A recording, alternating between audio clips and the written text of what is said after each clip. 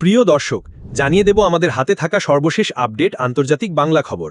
চ্যানেলটি সাবস্ক্রাইব করে আমাদের সাথেই থাকুন। কেন প্রতি বছর উধাও হয়ে যায় জাপানের লাখ লাখ মানুষ? প্রতি বছর উদীয়মান সূর্যের দেশে হাজার হাজার মানুষ যেন হাওয়ায় মিলিয়ে যাচ্ছেন। চাকরি, পরিবার, ঘরবাড়ি সবকিছু ছেড়ে তারা নতুন জীবনের পথে পা বাড়ান, যেন পুরনো পরিচয় মুছে ফেলে অন্য এক অস্তিত্বে জন্ম নিচ্ছেন। এই স্বেচ্ছা অন্তর্ধানকারীদের জাপানে বলা হয় জোহাতসু, যার অর্থ সম্পূর্ণভাবে উবে যাওয়া। কেন এই পদ বেছে নেন মানুষ? কারণের তালিকা দীর্ঘ। বড় ঋণের চাপ, ব্যর্থ সম্পর্ক, পারিবারিক নির্যাতন কিংবা সমাজের অদৃশ্য বন্ধন থেকে মুক্তির আকাঙ্ক্ষা। কারো কারো জন্য এটি বেঁচে থাকার শেষ চেষ্টা, আবার কারো কাছে পুরনো জীবনের শৃঙ্খল ছিনে ফেলার সুযোগ। জাপানে রয়েছে এক বিশেষ ধরনের ব্যবসা, ইয়োনিগেয়া বা নাইট মুভার্স। এই সংস্থাগুলি টাকার বিনিময়ে মানুষকে নিখোঁজ হতে সাহায্য করে। ফোনে যোগাযোগ থেকে শুরু করে গোপন আস্তানা খুঁজে দেওয়া, এমনকি নতুন পরিচয়পত্র সংগ্রহের ব্যবস্থাও তারা করে দেয়। খরচ পড়তে পারে 2 লক্ষ থেকে 18 লক্ষ টাকা পর্যন্ত, পরিস্থিতি ও ঝুঁকি অনুযায়ী। নতুন জীবনের ঠিকানা সাধারণত হয় শান্ত, কম জনবসতিপূর্ণ এলাকা। সেখানে ছোটখাটো চাকরি, যেখানে অতীত নিয়ে প্রশ্ন করার সুযোগ নেই।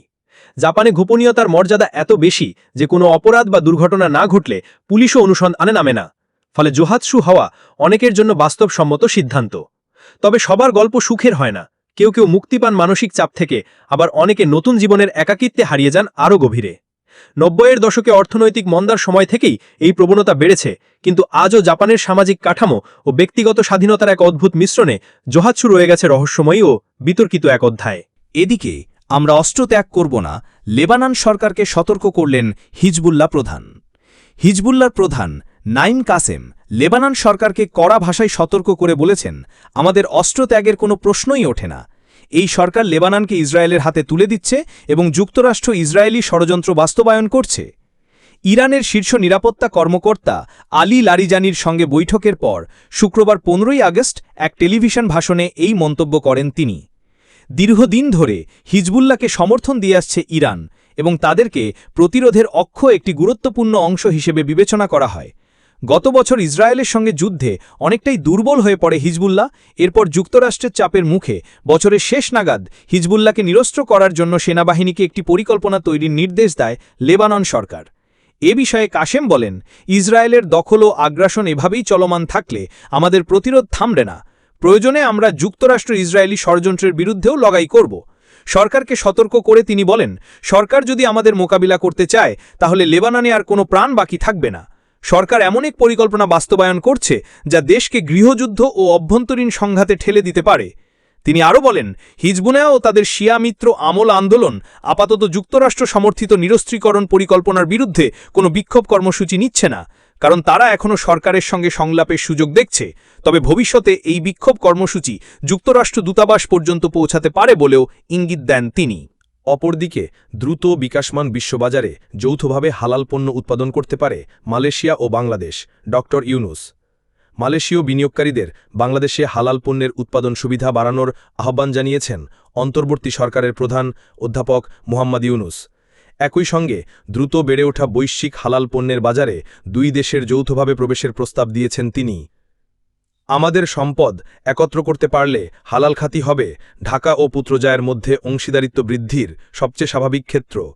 3 দিনের সরকারি সফর শেষে মালয়েশিয়ার সংবাদ মাধ্যম বার্নামাকে দেওয়া এক বিশেষ সাক্ষাৎকারে বলেন মোহাম্মদ ইউনুস। 11 থেকে 13 আগস্ট মালয়েশিয়ার প্রধানমন্ত্রী আনোয়ার ইব্রাহিমের আমন্ত্রণে অধ্যাপক ইউনুস দেশটিতে সফর করেন। অন্তর্বর্তী সরকারের প্রধান উপদেষ্টা বলেন, হালাল সার্টিফিকেশন ও ব্র্যান্ডিংয়ে মালয়েশিয়ার দক্ষতা আর বাংলাদেশের পর্যাপ্ত জমি, শ্রমশক্তি ও অবকাঠামোর সমন্বয় এই পণ্যের উৎপাদন বাড়ানোর ক্ষেত্রে শক্তিশালী ভূমিকা রাখতে পারে। আন্তর্জাতিক বাজারে হালাল পণ্যের চাহিদা মেটাতে এটি উভয় দেশকেই ভালো অবস্থানে রাখবে বলেন মোহাম্মদ ইউনুস। সাক্ষাৎকারটি নিয়েছেন বার্নামার প্রধান সম্পাদক অরুল রাজুদুরার রাজ, সঙ্গে ছিলেন ইন্টারন্যাশনাল নিউজ সার্ভিসের সম্পাদক ভুন মিয়াও পিং ও বার্নামা ইকোনমিক সার্ভিসের সহকারী সম্পাদক কিশোকুমারী সুসেদারাম। মোহাম্মদ ইউনুস বলেন, হালাল বাজার শুধু বাংলাদেশ বা মালয়েশিয়াতেই সীমাবদ্ধ নয়, বরং এটি বৈশ্বিক বাজার যেখানে বিশ্বের প্রায় 200 কোটি মুসলমান ভোক্তা রয়েছেন। বাজার গবেষণা প্রতিষ্ঠান ফিউচার মার্কেট ইনসাইটস ইনকর্পোরেটেডের পূর্বাভাস অনুযায়ী 2025 সালে বৈশ্বিক হালাল খাদ্য বাজারের আকার হবে 1.5 ট্রিলিয়ন বা 1.5 লাখ কোটি মার্কিন ডলার। এটি 2035 সালে বেড়ে দাঁড়াবে 3.8 ট্রিলিয়ন বা 3,80,000 কোটি ডলারে।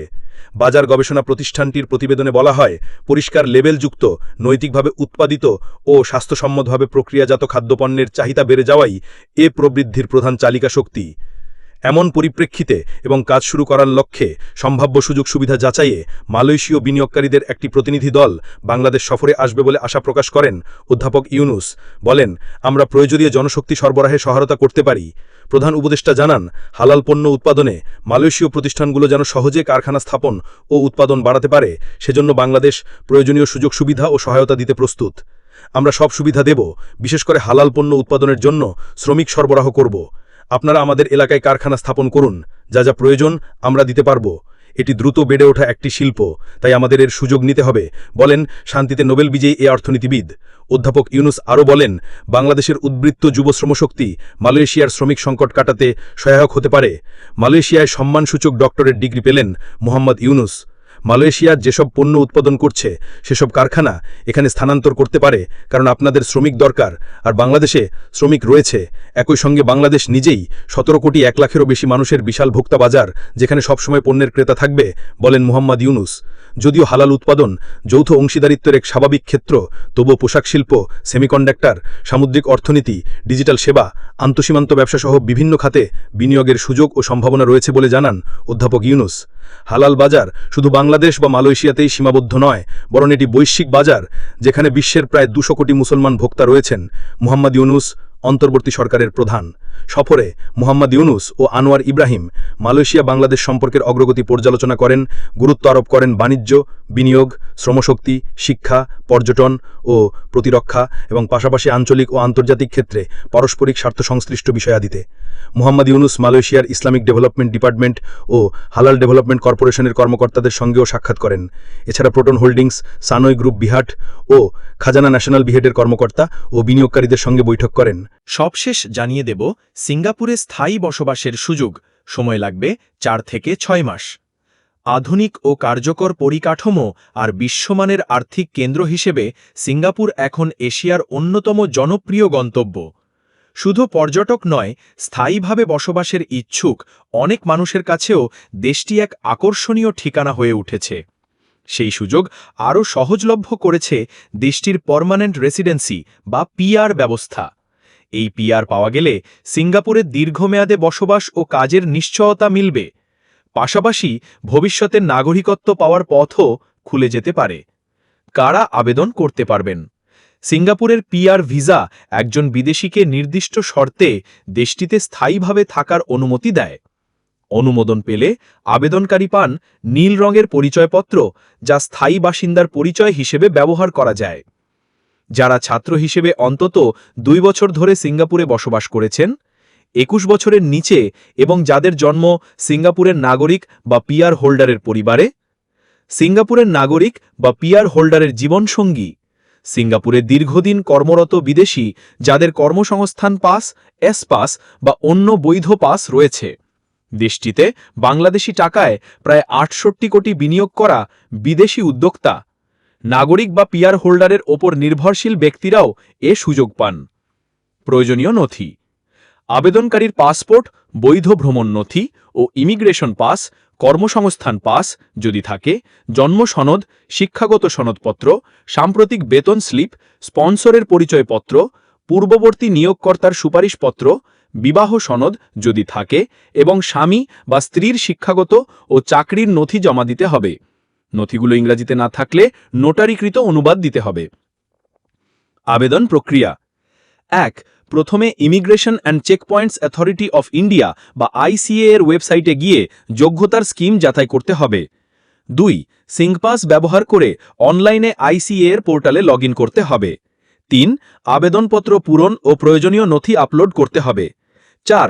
ফিজ হিসেবে প্রায় 6,834 টাকা জমা দিতে হবে, যা ফেরতযোগ্য নয়। 5.